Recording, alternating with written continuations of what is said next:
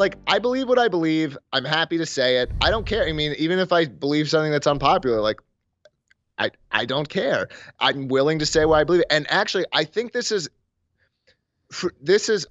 going to use this actually. This is maybe not where you want to get the conversation, but I think this is actually a really important idea for libertarians to understand.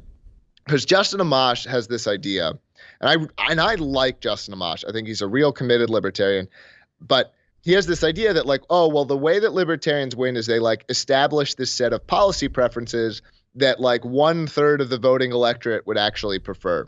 And that's not actually the way that people make their preferences, the way that they choose to vote for something. They're choosing to join a coalition as it exists. And right now, the Libertarian coalition is very small, just objectively speaking.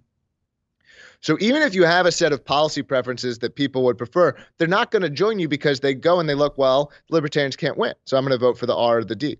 So if you want to, the Justin Amash's ideas, if we were at 25% or 30%, they'd be entirely correct about what to do.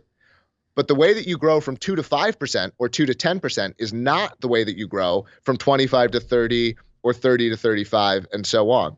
And to grow from 2, you need to select for people who are willing to disagree, who are willing to be different from everyone else, which means they either need to be incredibly dissatisfied by the status quo, or they need to be willing to like otherwise be comfortable, essentially being very disagreeable. And as a fundamental, when I say disagreeable, I mean expressing this sentiment that other people aren't willing to express.